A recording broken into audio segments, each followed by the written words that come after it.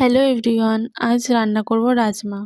রাজমা রান্না করার জন্য প্রেসার কুকারে রাজমাটাকে দিয়ে ভালো করে ৭টা থেকে ৮টা সিটি মেরে নিয়েছি।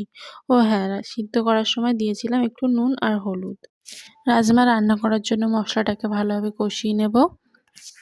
মশলাতে দিয়েছি পেঁয়াজ, রসুন বাটা, আদা বাটা, জিরে বাটা, লঙ্কা বাটা, টমেটো পেস্ট। যেহেতু রাজমাটা একটু কষকষ ভাব আছে, তাই টমেটোর ভাগটা একটু বেশিই দিতে হবে। সব কিছু দিয়ে মশলাটাকে ভালোভাবে কষিয়ে নিয়েছি, নিয়ে দিয়ে দিলাম রাজমাটা দিয়ে ভালোভাবে কষিয়ে নেব। তারপরে দিয়ে দেবো নুন আর হলুদ।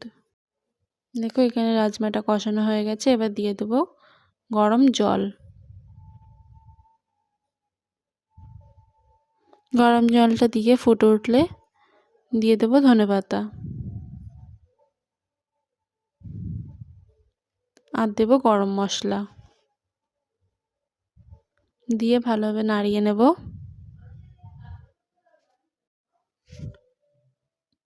দেখো এখানে রাজমা রান্নাটা হয়ে গেছে। থ্যাংক ইউ আমার এই ভিডিওটা দেখার জন্য। সবাই লাইক, কমেন্ট, সাবস্ক্রাইব করবেন।